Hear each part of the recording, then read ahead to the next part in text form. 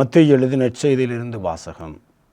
அதிகாரம் 13 திருவசனங்கள் 1 தொடக்கம் 9 வரை. அக்காலத்தில் இயேசு வீட்டுக்கு வெளியே சென்று கடலோரத்தில் அமர்ந்தார். மக்கள் பெருந்திரளாய் அவரிடம் ஒன்று கூடி வந்தனர். ஆகியோர் படகில் ஏறி அமர்ந்தார். திரண்டிருந்த மக்கள் அனைவரும் கடற்கரையில் நின்று கொண்டிருந்தனர். அவர் உவமை வாயிலாக பலவற்றை குறித்து அவர்களோடு பேசினார். விதைப்பவர் விதைக்க சென்றார். அவர் விதைக்கும் பொழுது சில விதைகள் வழியோரம் விழுந்தன. பறவைகள் வந்து அவற்றை விழுங்கிவிட்டன. வேறு சில விதைகள் மிகுதியாக மண் இல்லா பாறை பகுதியில் விழுந்தன. அங்கே மண் ஆழமாக இல்லாதால் அவை விரைவில் முளைத்தன. ஆனால் கதிரவன் மேலே எழ அவை காய்ந்து வேறில்லாமையால் கருகி போயின. மற்றும் சில விதைகள் முட்செடிகளினிடையே விழுந்தன. முட்செடிகள் வளர்ந்து அவற்றை நெருக்கிவிட்டன. ஆனால் இன்னும் சில விதைகள் நல்ல நிலத்தில் விழுந்தன. அவற்றுள் சில 100 மடங்காகவும், சில 60 மடங்காகவும், சில 30 மடங்காகவும் விளைச்சல் கொடுத்தன. கேட்க செவியுள்ளோர் கேட்கட்டும் என்றார். இது கிறிஸ்து வழங்கும் நற்செய்தி. கிறிஸ்துவே உமக்கு புகழ். ஆண்டவன் இயேசுவில் அன்பார்ந்தவர்களே, ரொசாரியா பட்டர்ஃபீல்ட் ஒரு பல்கலைக்கழக ஆங்கில பேராசிரியர். அவர் கடவுளை நம்பாதவராகவும் கிறிஸ்தவ நம்பிக்கையை விமர்சிப்பவராகவும் இருந்தார். கிறிஸ்தவத்தை எதிர்த்து ஒரு நூல் எழுதுவதற்காக அவர் விவிலியத்தை படிக்கத் தொடங்கினார். அந்த நேரத்தில் கென் ஸ்மித் என்கின்ற போதகர் அவரிடம் வாதாடவில்லை. மாறாக தனது வீட்டுக்கு அன்போடு அழைத்து விருந்தெலும்பலோடு இவரோடு பேசினார். அவருடைய வாழ்க்கை சாட்சி ரொசாரியாவின் மனதை தொட்டது. அவருக்கு ஒரு விவிலியத்தை கொடுத்தார். குறிப்பாக அந்த விவிலியத்தை தொடர்ந்து வாசிக்கும்படியும், குறிப்பாக நற்செய்தி நூல்களையும் ரோமருக்கான திருமுகத்தையும் ஆழமாக வாசிக்கும்படி சொன்னார். அவர் வாசிக்க தொடங்கினார். ஆரம்பத்தில் விமர்சிக்க படித்த இறைவார்த்தை படிப்படியாக அவருடைய இதயத்தை மாற்றத் தொடங்கியது. பின்னர் அவர் கூறிய ஒரு புகழ்பெற்ற வரி என்னவென்றால், நான் விவிலியத்தை வாசித்து கொண்டிருக்கவில்லை, விவிலியம்தான் என்னை வாசித்து கொண்டிருந்தது என்று கூறுகிறார். இறைவார்த்தை என்னுள் இவ்வளவு ஆழமாக நுழைந்தது. என் பழைய சிந்தனைகளை விட அது எனக்குள் பெரிதாகிவிட்டது. 2 ஆண்டுகள் இறைவார்த்தையை வாசித்ததும் ஜெபித்தும் கிறிஸ்தவன் அன்பான சாட்சி அனுபவித்தும் அவர் இறுதியில் இயேசுவை தன் மீட்பராக ஏற்றுக்கொண்டார். தன்னுடைய பழைய வாழ்க்கையை விட்டு கிறிஸ்துவில் முழுமையாக அர்ப்பணித்தார். அன்பார்ந்தவர்களே, இவர் தன்னுடைய வாழ்க்கையிலே கிறிஸ்துவுக்கு எதிராக ஒரு நூல் எழுத வேண்டும் என்ற அந்த விவிலியத்தை வாசித்து கொண்டு போக, அந்த விவிலியம் இவருடைய வாழ்க்கையை வாசிக்க தொடங்கியது. வாசித்த அந்த விவிலிய வார்த்தைகள் அவருடைய உள்ளத்தின் ஆழத்துக்குள்ளே போன பொழுது அவருக்குள்ளே ஒரு ஆழமான மனமாற்றம். இந்த நம்பிக்கையற்றவராக கிறிஸ்துவை எதிர்க்க வேண்டும் என்ற நோக்கத்தோடு வாசித்த ஒருவருடைய வாழ்வை ஆழமாக மாற்றியது இந்த இறைவார்த்தை. இந்த இறைவார்த்தையை பற்றி தான் இந்த வாரத்திலே ஆண்டவர் நமக்கு இந்த 3 வாசகங்களூடாக நமக்கு ஆழமாக பேசிக்கொண்டிருக்கின்றார். எபிரேயர் திருமுகத்திலே 4ஆம் அதிகாரம் 12ஆம் வசனம் அழகாக சொல்லுகிறது. கடவுளுடைய வார்த்தை உயிர் உள்ளது, ஆற்றல் வாய்ந்தது, இருபக்கம் வெட்டக்கூடிய எந்த வாழ்விலும் கூர்மையானது. அது ஆன்மாவையும் ஆவியையும் பிரிக்கும் அளவு குத்தி ஊடுகிறது. எலும்பையும் மூட்டையும் மச்சியும் அவ்வாறே ஊடுகிறது. உள்ளத்தின் சிந்தனைகளையும் நோக்கங்களையும் சீர்தூக்கி பார்க்கிறது. இந்த இறைவார்த்தை நம்முடைய வாழ்வுக்குள்ளே குத்தி ஊடுருவக்கூடியதாக இருக்கிறது. எலும்பு மூட்டையும் மச்சியையும் அவ்வாறே ஊதுகிறது.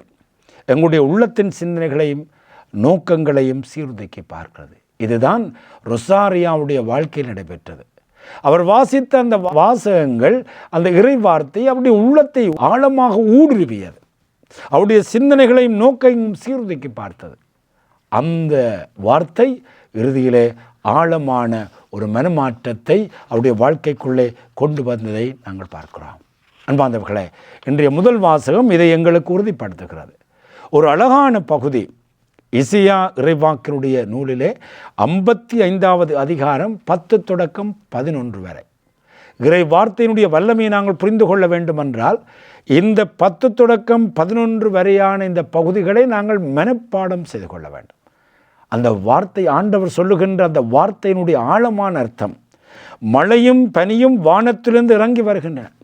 ஒரு நாளும் பார்க்கிறோம், இயற்கையிலே நாங்கள் மழை பனி வருகிறது. அந்த மழை பனி வருகிற பொழுது அது ஏதோ ஒன்றை இந்த உலகத்திலே செய்து கொண்டிருக்கிறது. இறைவன் சொல்கிறார், என்னத்தை செய்கிறது? அவை நிலத்தை நனைக்கிறது, முளை அரும்பி வளரச் செய்கிறது, விதைப்பவனுக்கு விதையையும் உண்பவனுக்கு உணவையும் கொடுக்கிறது. 4 விடயங்களை இந்த மழையும் பனியும் செய்து கொண்டே இருக்கின்றன.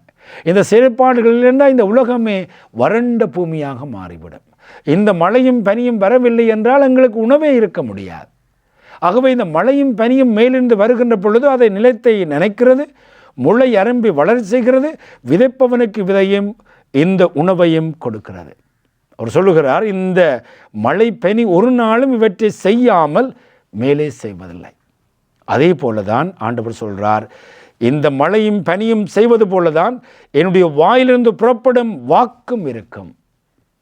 அது என் விருப்பத்தை செயல்படுத்தி எதற்காக நான் அனுப்பினேனோ அதை வெற்றிகரமாக நிறைவேற்றாமல் வெறுமையாக என்னிடம் திரும்பி வரவில்லை.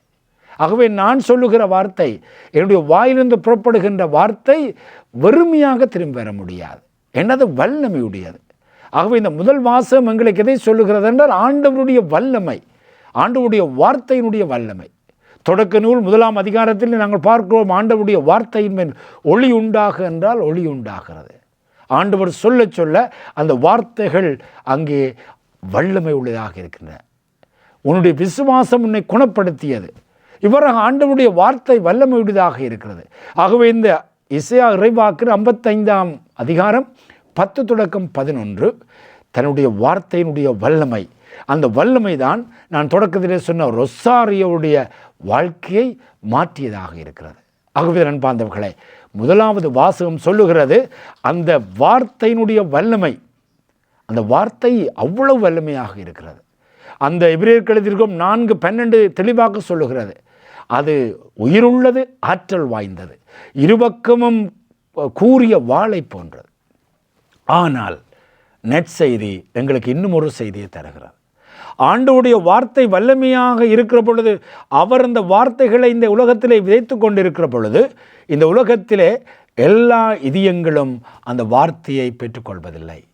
ஆகவே இந்த வார்த்தையினுடைய வல்லமையை நாங்கள் அனுபவிக்க வேண்டுமென்றால் எங்களுடைய இதயங்கள் தயாராக இருக்க வேண்டும் என்பதற்காகத்தான் இயேசு ஒரு அழகான உவமையை சொல்லுகிறார். அதாவது ஒருவர் விதைக்கப் போகின்றார். விதைக்கப் போகின்ற பொழுது அந்த சில விதைகள் வழியோரம் விழுகின்றன, சில விதைகள் பாறையிலே விழுகின்றன, சில விதைகள் அங்கு முட்செடிகள் நடுவே அங்கு விழுகின்றன. இந்த நாளிலே இதை பற்றி நாங்கள் ஆழமாக சிந்திக்க அழைக்கப்படுகிறோம் என்பார்களே. இந்த நிலங்கள் 4 விதமான இந்த நிலங்களை பற்றி இயேசு நமக்கு சொல்லுகிறார். இந்த 4 நிலங்களை பற்றி நாங்கள் சிந்தித்து பார்த்து நாங்கள் எந்த நிலத்திலே இருக்கிறோம் என்பதை நாங்கள் இந்த வேளையிலே சிந்தித்து பார்க்க அழைக்கின்றோம். முதலாவதாக பாறை ஓரம் விழுந்த அந்த விதைகள். சில விதைகள் பாறை ஓரத்தில் விழுந்தன, பறவைகள் வந்து அவற்றை கொத்தி தின்றன. இறை வார்த்தை அங்கே ஒரு காதில் விழுகிறது, ஆனால் அது இதயத்தில் விளங்கவில்லை.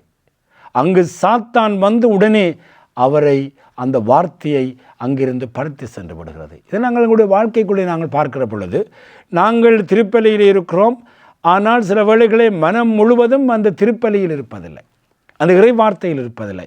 எங்களுடைய தொழிலை பற்றி, எங்களுடைய பணத்தை பற்றி, கைபேசியை பற்றியே நாங்கள் தொலைபேசியை பற்றியே நாங்கள் பூச நேரம் முழுவதும் நாங்கள் சிந்தித்து கொண்டிருக்கிறோம். சில வேளைகளில் இந்த மறையுறை முடிந்ததும் எதை நாங்கள் கேட்டோம் என்பதை கூட நாங்கள் சில வேளைகளில் விட்டுவிடுகிறோம். சில வேளைகள் சொல்கிறோம், இந்த வேதாகம் வந்து ஒரு பழைய புத்தகம், இது எங்களுடைய வாழ்க்கைக்கு பொருந்தாதென்று சில வேளைகளில் நிற்கிறோம். சில வேளைகளிலே இந்த சமூக ஊடகங்கள், யூடியூப், இந்த பலவிதமான சமூக ஊடகங்களிலே மணிக்கணக்காக நாங்கள் செலவிடுகிற பொழுது அந்த இறைவார்த்தைக்கான அந்த நேரத்தை நாங்கள் தவறவிடுகிறோம். ஆகவே என்பார்களே, இது முதலாவது நிலம், வழியோரத்திலே விழுந்த விதைகள். இரண்டாவதை சொல்லுகிறார் பாறை நிலம். இந்த பாறை நிலத்தில் என்ன மாதிரி இருக்கிறது என்றால் கொஞ்சம் மண் இருக்கிறது. அந்த மண்ணிலே அந்த விதை அங்கு முளைவிட்டு எழும்புகிறது. அதற்கு ஆழமான வேர் இல்லாதால் அது காய்ந்து போய்விடுகிறது. இதன் பொருள் என்ன? முதலாவது மனிதர்கள் இறைவார்த்தையை கேட்டவுடனே மறந்து விடுகிறார்கள். ஆனால் இவர்கள் என்ன செய்கிறார்கள் என்றால் இறை வார்த்தையை மகிழ்ச்சியோடு ஏற்றுக்கொள்கிறார்கள். சில வேளைகள் தியானத்துக்கு போவார்கள், அல்லது போனால் தவக்காலத்தில் தினமும் அவர்கள் செபிக்கிறார்கள். அந்த ஈஸ்டர் காலங்களில் இன்னும் அதிகமாக செலுத்துகிறார்கள். ஆனால் அவர்கள் உறுதியற்றவர்கள். வாழ்க்கையிலே ஒரு சில பிரச்சனைகள் வருகிற பொழுது, வாழ்க்கையிலே கஷ்ட துன்பங்கள் எல்லாம் வருகின்ற பொழுது அவர்கள் இந்த இறை வார்த்தையை விட்டுகின்றார்கள். ஆனால் முதலாவது அந்த நிலத்தை விட இரண்டாவது நிலத்தை மக்கள் சற்று உயர்ந்தவர்களாக இருக்கின்றார்கள். மூன்றாவதை நாங்கள் பார்க்கிற பொழுது அன்பார்ந்தவர்களே, முட்கள் நிறைந்த நிலம். முட்கள் வளர்ந்து அதை நிறுத்தி விடுகிறது. முட்கள் பகுதியில் விளைகின்ற அந்த விதைகளை நாங்கள் பார்க்கிற பொழுது அவர்கள் இரட்டை மனம் கொண்டவர்களாக இருக்கிறார்கள்.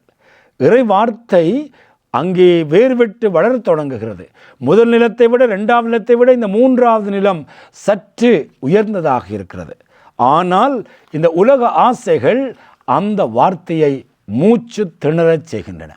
வார்த்தை வளர்கிறது, முட்களும் வளர்கிறது. ஆனால் அந்த முட்கள் இந்த வார்த்தையை அங்கே நசித்து விடுகின்றன. அந்த முட்கள் எதுவென்பதை இந்த காலத்திலே நாங்கள் சிந்தித்து பார்க்க வேண்டும். எங்களுடைய இறை வார்த்தையை கேட்க விடாமல் எங்களை தடுத்து கொண்டிருக்கிற முட்கள் எவை என்று நாங்கள் சிந்திக்கிற பொழுது நாங்கள் சில வேளைகளில் சிந்திக்கிறோம், பணம் மட்டுமே என்னுடைய வாழ்க்கையின் இலக்கு, தொழிலுக்காகவே குடும்பத்தை நடத்துகின்ற பொழுது இறைவனுக்கு நேரமில்லை, கை தொலைபேசிக்கு அடிமைத்தனம், சமூக ஊடகத்தினுடைய மோகம், ஆசாபாச பழக்க வழக்கங்கள், இந்த குடிபோதை, சூதாட்டம், போதை வஸ்துக்கள், பொறாமை, அகந்தை, மன்னிக்க முடியாத மனம், அதிகமான உலக கவலை, இவை அனைத்தும் எங்களுடைய வாழ்க்கையிலே வந்து அந்த இறை வார்த்தையை நசுக்கி விடுகின்றன என்று இயேசு மிக அழகாக சொல்லுகிறார். நான்காவது நிலம், ஆண்டவருடைய வார்த்தை வல்லமுடையது. இந்த நான்காவது நிலத்திலே வந்து விழுகின்ற பொழுது அது மிகவும் அழகான ஒரு ஆயத்தப்படுத்தப்பட்ட நிலமாக இருக்கிறபடியால் அது 30, 60, 100 என்று பலன் கொடுக்கிறது. ஆகவேதான் அன்பார்ந்தவர்களே, முதல் வாசகம் சொல்லுகிற இந்த ஆழமான அந்த வல்லமையுடைய வார்த்தை பல வேளைகளிலே எங்களுடைய வாழ்வுக்களை பலன் கொடுப்பதில்லை. ஆனால் இந்த நல்ல நிலம் பலன் கொடுக்கிறது.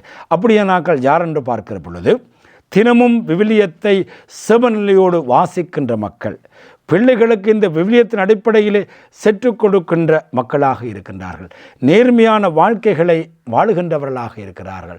ஒவ்வொரு நாளும் அந்த வார்த்தையை வாசித்து அதன்படி ஒரு செயற்பாட்டையாவது செய்ய வேண்டும் என்று சிந்திக்கின்றவர்கள்தான் இந்த அழகான நல்ல நில மக்களாக இருக்கிறார்கள். ஆகவேதான் இன்றைய வாசகத்தில் 2ஆம் வாசகத்திலே புனித பவுல் சொல்லுகிறார், இந்த இறை வார்த்தை மனிதர்களை மாத்திரம் மனம் மாற்றுவதில்லை, அவர்களை மாத்திரம் மீட்பதில்லை, இந்த படைப்பு முழுவதையுமே அது மீட்புக்குள்ளே கொண்டு செல்கிறது. அவன் சொல்லுகிறார், இந்நாள் வரை படைப்பு அனைத்துமே ஒரு பேறுகால வேதனையற்று தவிக்கிறது என்று அறிப்போம். படைப்பு மட்டுமல்ல, இந்த உலகத்திலே இருக்கின்ற தூய ஆவியின் கொடைகளை பெற்றுள்ள நாமும் நம்மை தம் பிள்ளைகளாக்கும் நாளை, அதாவது நம்முடைய உடலை விடுவிக்கும் நாளை எதிர்நோக்கி பெருமூச்சு விடுகிறோம். அன்பார்ந்தவர்களே, எங்களுடைய உடலை இந்த பெருமூச்சோடு இருக்கிற பொழுது அதை திருப்திப்படுத்துவது எதுவென்றால் இந்த இறைவார்த்தை.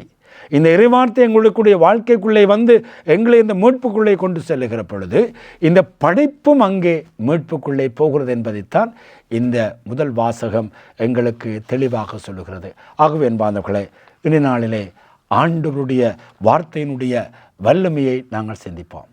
இந்த நல்ல நிலங்களாக இருந்த 30, 60, 100 மடங்காக இந்த உலகத்திலே 1000 மக்கள் அவர்கள் பலன் கொடுத்து கொண்டே இருக்கின்றார்கள். உதாரணமாக புனித அகஸ்தீனுடைய வாழ்வை நாங்கள் பார்க்கிற பொழுது ரோமருக்கு எழுதிய 13ஆம் அதிகாரம் 13 தொடக்கம் 14 வசனங்களை அவர் வாசித்த பொழுது அவருடைய வாழ்வு முற்றும் பொழுதாக மாற்றப்பட்டது. ஆண்டவருடைய வல்லமை மாறியது. ஆண்டவரை இயேசு கிறிஸ்துவை அணிந்து கொள்ளுங்கள், உடலின் தீய இச்சைகளை நிறைவேற்றுவதற்காக இடம் கொடுக்காதீர்கள் என்று அந்த வார்த்தை அவருக்கு சொல்லியது. புனித வனத்து அந்தோனியாருடைய வாழ்வை நாங்கள் பார்க்கிற பொழுது மத்தேயு 19ஆம் அதிகாரம் 21வது வசனத்தை அவர் வாசித்த பொழுது, நீர் நிறைவுள்ளவனாக விரும்பினால் போய் உனக்குள்ளவற்றை எல்லாவற்றையும் விட்டு ஏழைகளுக்கு கொடு, பின்வந்து என்னை பின்தொடர் என்ற வார்த்தையை கேட்ட பொழுது அவர் எல்லாவற்றையும் விட்டுவிட்டு வனத்துக்கு சென்று அவர் அங்கே தவம் செய்து அவர் ஒரு மிக தவம் செய்கின்ற ஒரு முனிவராக, ஒரு புனிதராக மாறினார். புனித அசிசியாருடைய வாழ்க்கையை பார்க்கிற பொழுது மத்தேயு 10ஆம் அதிகாரம் 9 தொடக்கம் 10 வசனங்கள், பொன்னையோ வெள்ளியையோ நீங்கள் செல்லுகின்ற பொழுது எடுத்துக்கொள்ளாதீர்கள், எடுத்து செல்லாதீர்கள் என்ற வார்த்தை அவர் கேட்ட பொழுது எல்லாவற்றையும் துறந்து அவர் இறைவனுக்காக முற்றுமுழுதாக தன்னை அர்ப்பணித்தார். அன்பார்ந்தவர்களே, இப்படியாக நாங்கள் பல இந்த புனிதருடைய வாழ்க்கை எடுத்து பார்க்கிற பொழுது இந்த இறை வார்த்தை ஒவ்வொரு வசனமும் வித்தியாசமாக மனிதர்களை இந்த உலகத்திலே பலன் கொடுத்து அவர்கள் இந்த உலகத்திலே பெரும் புனிதர்களாக வாழ வழி சமைப்பு எதுவென்றால் இந்த இறை வார்த்தை. ஆகவே அன்பார்ந்தவர்களே, இந்த நாளிலே ஆழமாக இந்த இறை வார்த்தையை வாசிக்க தொடங்குவோம். முதல் வாசகம் எங்களுக்கு இறை வார்த்தையினுடைய வல்லமையை சொல்லுகிறது. அந்த இறை வார்த்தை எங்களுடைய வாழ்க்கையிலே செயலாற்ற வேண்டுமானால் எப்படி எங்களுடைய இதயங்கள் இருக்க வேண்டும் என்று இந்த நற்செய்தி சொல்லுகிறது. இந்த இறை வார்த்தை எங்களுடைய வாழ்க்கையிலே எங்களுடைய வாழ்க்கையை வளப்படுத்தி நாங்கள் பலன் கொடுக்கிற பொழுது இந்த உலகமே மாறுகிறது, இந்த படைப்பனைத்துமே மீட்கப்படுகிறது என்பதை புனித பவுல் எங்களுக்கு சொல்லுகிறார். ஆகவே இந்த வாரத்திலே நாங்கள் ஒரு சில தீர்மானங்கள் எடுப்போம், இந்த இறை வார்த்தையினுடைய வல்லமையை உணர்வோம், ஒரு அதிகாரத்தை வாசிக்க முயலுவோம். நாங்கள் இந்த இறுதியான இல்லத்துக்கு ஒரு முறை போன பொழுது அங்கே சொன்னார்கள், ஒரு நாளில் ஒரு அதிகாரத்தையாவது வாசிக்க முற்படுங்கள் என்று. அப்படி வாசிக்க தொடங்குகிற போது அன்பார்ந்தவர்களே, எங்களுக்குள்ளே ஒரு பெரும் வல்லமை, நாங்கள் 30, 60, 100 என்று பலன் கொடுக்க எங்களுக்கு இறைவன் உதவியை தந்து கொண்டிருக்கிறார். இந்த வாரத்திலே அது நிறைவேற ஆண்டவர் நோக்கி நாங்கள் செபிப்போமாக. ஆமேன்.